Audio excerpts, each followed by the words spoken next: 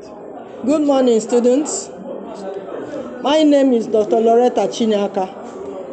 The topic we want to look at today is developing vocabulary development. Developing vocabulary, the word vocabulary means all the words of a language. It could also be referred to as the sum of the words used or understood by an individual. A user's vocabulary, therefore, is the number of words he or she understands, their meanings, knows their spellings and usage in expressions. Inadequate vocabulary affects reading comprehension. To be proficient in the use of English, a second language learner should endeavor to have a large stock of words in diverse areas. Having a wide stock of vocabularies enhances one's spoken and written communication. Developing one's vocabulary. Developing one's vocabulary does not just happen. There must be a conscious effort on the part of the language learner to improve on his word stock, though much of our vocabulary enlargement is achieved unconsciously. This is achieved through acquisition of new words from diverse areas of human activities. Some of them are discussed below. One of them is intensive reading. This is a viable method of vocabulary development. It means detailed and careful reading of materials in order to obtain specific information in each area or discipline. Here, the reader gives high concentration to the reading material such that full understanding is achieved. The purpose of this type of reading could be preparation for examination, quiz, or interview. Another way of vocabulary enlargement or development is through what is called extensive reading. Extensive reading entails a wide and voracious reading of materials from diverse areas of human interest, usually for leisure.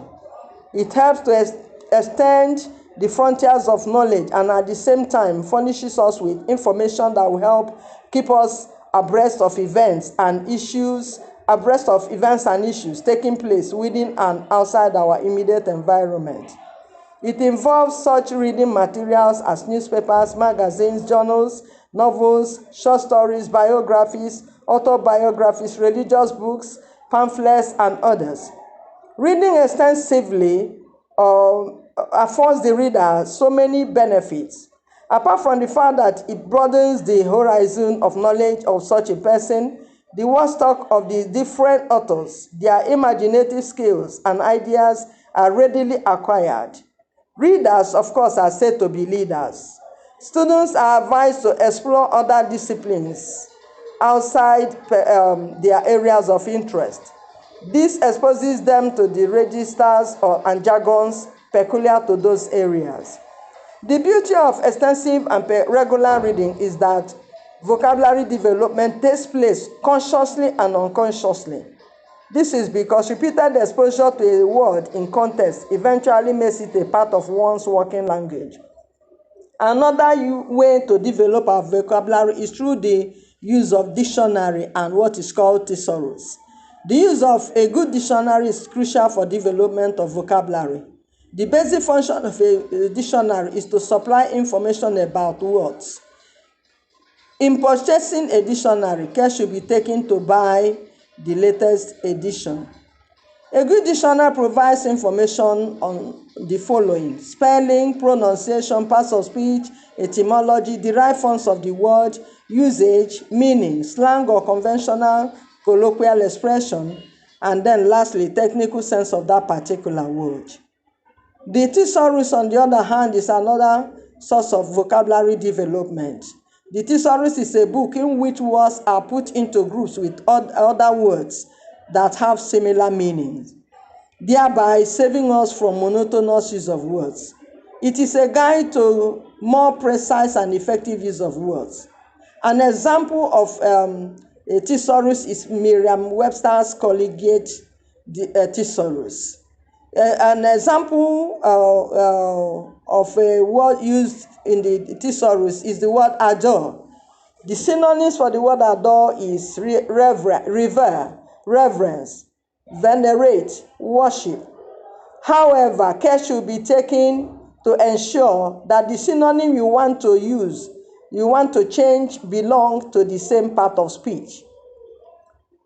Another means of vocabulary development is through the knowledge of antonyms. Antonyms, as we know, is refers to words and their opposites. Knowledge of such words and their opposites enlarge our vocabulary stock. Another means of vocabulary development is through the knowledge of words used in collocation. Words are said to be used in collocation when such words are often used together and sound natural together. This means that there is a co-occurrence of these words in usages. For instance, the word checks and balances. Once you mention checks, what comes readily to mind is balances. So checks and balances are used in collocation. Then another word is the word free and fair. They are used in collocation. Another means of vocabulary development is through denotative and connotative use of words. The ordinary or dictionary meaning of a word is what is referred to as the denotative meaning of that word. Connotative use of words means the implied, related, or associated meaning attached to that word. It reveals the attitude of the speaker or the writer. As language users, you should be able to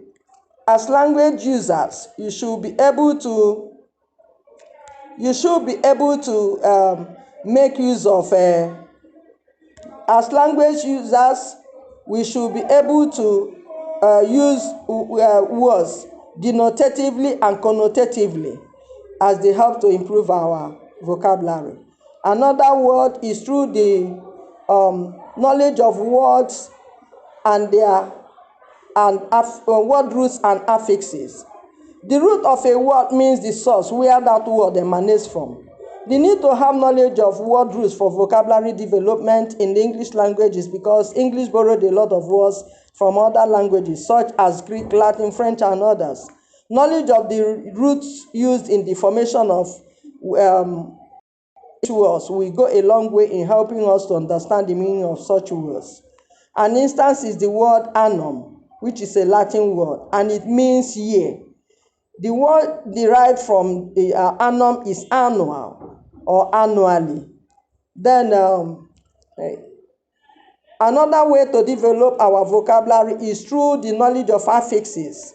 Affixes are morphemes or word parts that are added at the beginning or end of a root word to change the meaning or form of the original words.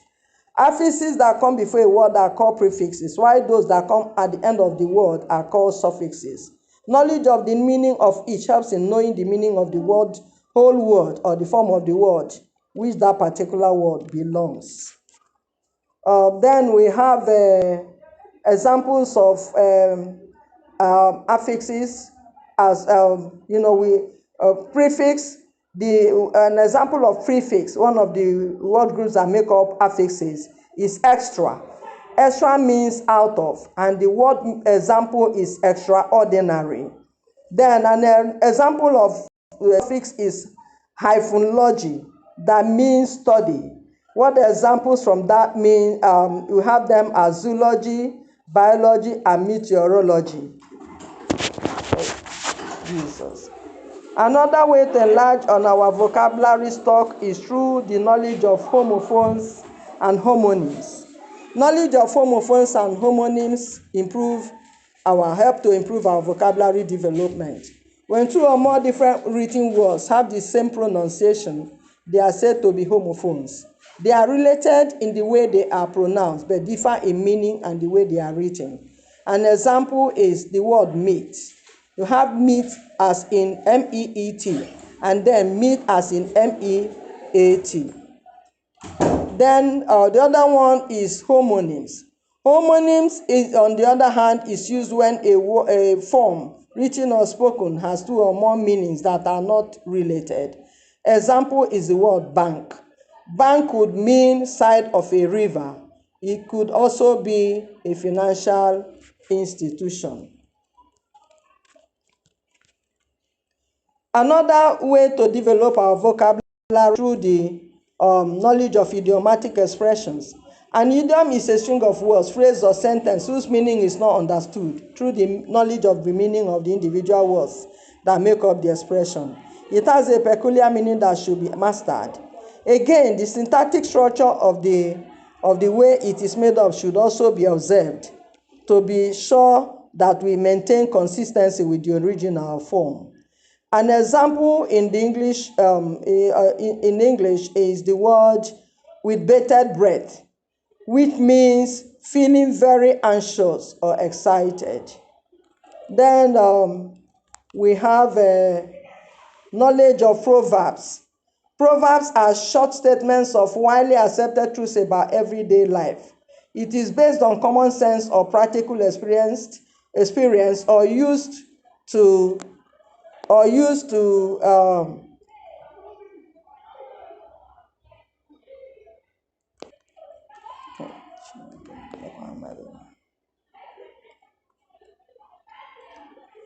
I'll take it again. An idiom is a string of words, phrase, or sentence whose meaning is not understood through the knowledge of the meaning of the individual words that make up the expression. It has a peculiar meaning that should be mastered. Again, the syntactic structure or the way it is made up should also be observed to ensure consistency with the original form. A ready example I mentioned earlier is with bated breath, which means feeling very anxious or excited. Then we have knowledge of proverbs. Proverbs are short statements of widely accepted truths about everyday life. It is based on common sense or practical experience or used to point out a moral. They are usually referred to as wise sayings. A ready example is the proverb, a stitch in time saves nine. Finally, another way to enlarge on our vocabulary is through the knowledge of registers. Registers are those words used in specialized areas. They are peculiar to those areas and are referred to as technical terminologies. Every discipline or profession has its own vocabulary, which makes for easy communication, especially among members of that profession. Note, however, that the meaning and use of a word may differ from one profession to the other. For instance, the word theater refers to the operation room for those of them in the medical profession. But those in theater arts, it refers to a stage. Some notable professions that have their own registers are medicine, pharmacy, law, politics, engineering, architecture, photography, and others. Good morning.